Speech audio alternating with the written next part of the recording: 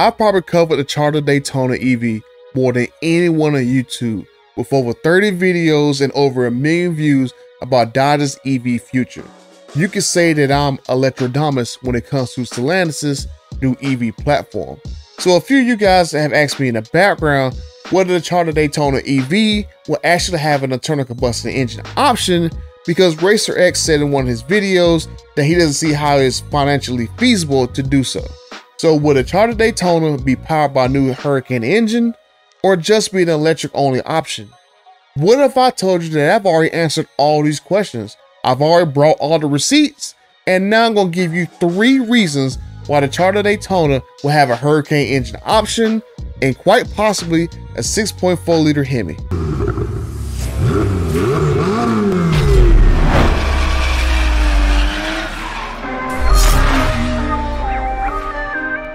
I will admit, I actually liked the Charger Daytona EV at first. I thought it was a very cool concept, especially when you consider the fact that Dodge could theoretically give it 1,300 horsepower in a tri-motor all-wheel drive setup, which I confirmed before anybody else did.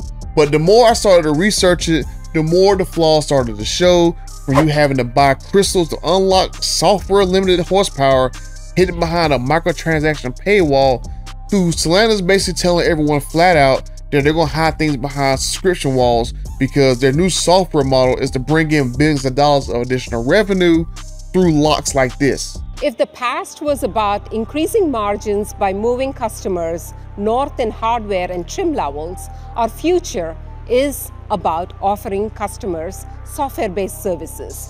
We are already seeing a healthy conversion from free trials to paid subscriptions, and we expect a 10-fold growth by 2030. We will give our customers the ability to upgrade their vehicles in real time. Dodge is developing performance upgrades, launching actually next week, including driver-tunable software that will deliver an immediate horsepower boost while retaining the car's emissions compliance. For our Ram pickup owners, customers can increase the capability of their truck to handle greater loads. I cross my fingers that New Jersey will actually ban this from happening, so that everyone and their mama will stop making every single option a subscription fee. If you want to find more information about this, you can check out this video right here. And if you live in New Jersey, you can definitely show support for Bill 4519 and getting passed, and not letting manufacturers nickel and dime you to death every single month that you want to use something as simple as ventilated seats or extra payload capacity. So let's get into the first real reason why the Charger Daytona will have a Hurricane engine option: patents. I did this video a while ago covering all the patents pertaining to the Stellantis EV platform, so you can check out that video for all the juicy details about the Charger Daytona and its revolutionary suspension setup, because on paper it looks to be quite amazing when I read about it. Now, I'm not gonna go over every single little thing that I did in that video, but the patents do prove that the Stellar platforms are designed to be interchanged with ICE and EV drivetrains. Oh, but Butter, that's impossible for them to be interchanged like that. The EV and Hurricane components are designed from the ground up to have the same mount locations that a Hemi engine would, allowing Stellantis to use a variety of ICE or EV configurations out of the same chassis. But Butter, a transmission isn't going to fit in the tight spaces that battery packs are going to fit in. I've already covered in plenty of videos that the next gen EV vehicles will still have transmission tunnels in them. So ask yourself, why would a pure EV have a transmission tunnel and a hump under the rear passenger seats if it's only going to ever hold battery packs? It seems like a perfect way for you to still have the option to have a transmission and a fuel tank under that rear hump. If you look at the Wagoneer, for example, that is a prime example of a vehicle that was easily adapted to switch between Hurricanes and Hemis, and in another year, we are going to see a 4xe version that's going to have a Hurricane and a battery pack. Look at the Grand Cherokee, has a Hurricane, has a Hemi, and 4xe option in the same chassis. Let's look at the Wrangler, a Hurricane, a Hemi, and a 4xe option as well. The new Hornet has a Hurricane, a hybrid, and a full electric version going to be coming soon. The Maserati MC20 has an ICE version and a full EV coming next year. The Maserati GranTurismo, an ICE version and a full EV coming next year. How many more examples do I need to cite to prove that this is very possible? Now, GM, on the other hand, they went the route of designing EV on the platforms where you can't drop an engine in those vehicles. And those EVs will look nothing like their internal combustion siblings because they are designed totally different in different plants. Hummer EV, Silverado EV, Denali EV, Escalade IQ, they're all gonna look pretty similar to one another because they're all made right there at Factory Zero, which is basically a EV only plant. Stellantis didn't do that. They didn't spend millions of dollars to build one plant to build their EVs at. They designed their EVs to be switched back to ICE engines quickly so that when the EV fad fades, they Audi 5000, bruh. Reason number 2, the Maserati GranTurismo. This vehicle, I've said in previous videos, I believe is a sister car to the Charger Daytona. Both were developed around the same time, both delayed around the same time, both will have the same noisy EV motors that they both promoted in their videos, both gonna be tri-motor, and both have about the basic same general shape. No way to penny pinchers at Stellantis, who said they will part share in a way never before done. Sorry, Raph. The Stellantis platform has outstanding fundamentals, with the batteries nice and low, the EDM motors at the edges, allowing for a variety of wheel sizes, suspension heights, and widths. All these components are out of the way, allowing us to do just about whatever we want on the top surface, allowing us to create a long-range luxury sedan, an all-conquering muscle car, a heart-of-the-market DUV, a heart-of-the-market SUV, a very capable Jeep off-roading white space opportunity vehicle, as well as a new mid-sized truck. Now, we're working on these vehicles together, which allows us to share some of the most costly components in a way never before done. So 8 vehicles are now being created that will come to market in the next 3 to 5 years. But that's just the beginning. Eventually, the Stellantis platform could actually touch all 14 of Stellantis' brands.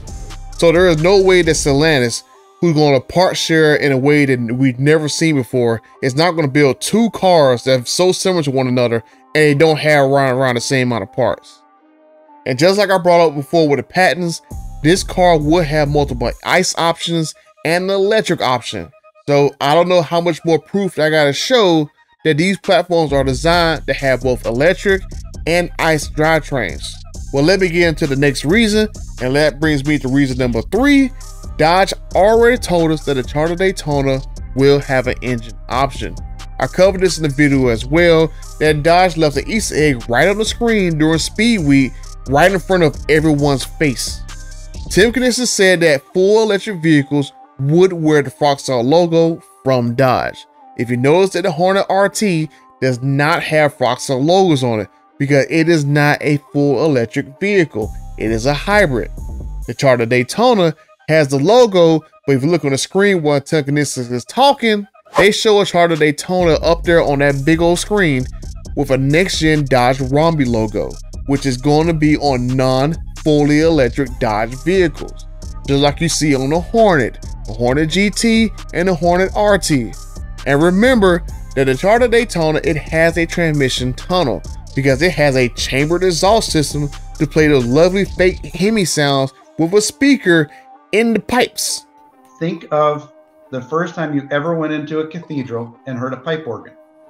Your brain saw the organ, it saw the pipes, and it heard the sound, and whether you knew it or not, your brain made the connection. That's what it is. It's the air coming out of those pipes that is making me have this emotional feeling, this connection to that sound, as opposed to just some simulated sound, which is exactly what we did on this car. We created an algorithm that takes all the inputs of an ICE engine today, moves air through an actual speaker system, a box with chambers, plenums, pipes, and an exhaust outlet that comes out the back of the car. Air coming out the back of the car was important. So the Charger Daytona will already have some version of an exhaust, a transmission tunnel, its sister car has ICE and EV options, and patents confirm that Stellantis had designed all the new cars that had this flexibility. So I'll let you guys put 4 and 4 together. Now, Dodge could choose not to simply put an engine in the Charger Daytona, or they're just simply hiding the fact that they're going to. That way they don't ensure that the EV version tanks. I don't see this car being a hit, because honestly, who's going to sell their Hellcat, their Red Eye, or either one of their demons for this car? I'm fully expecting this car to not sell well, and then Dodge will literally have no choice but to put a Hurricane or Hemi option in it to save their investment. Literally every other EV that I can think of from any brand, they allowed you to pre-order them years before they went on sale. But seriously, Dodge wanted you to do this car. But just imagine the buzz that a 6.4 Hemi in this car would make. And I specifically said the 6.4 liter Hemi engine because I heard in the background that Dodge wants to get that engine recertified for 2024 model year.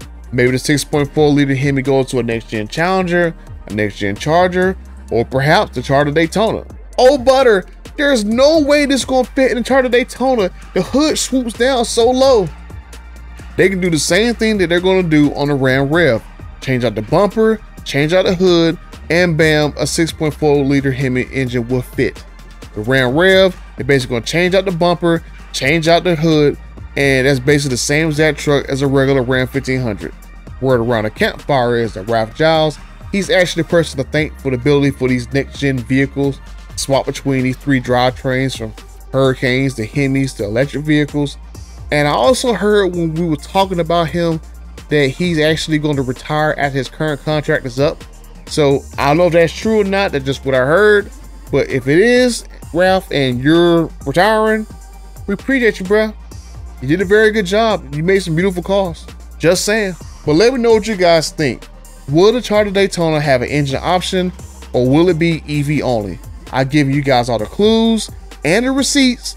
So let me know down in the comment section, and make sure you leave this video a like and subscribe to the channel if you already done so. And until the next time, I'm out.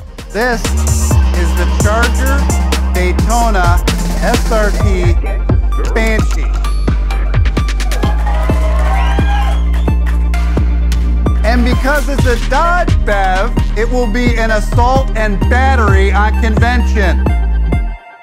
Like I said when we started, it's a very simple formula. Look like a Dodge, sound like a Dodge, drive like a Dodge.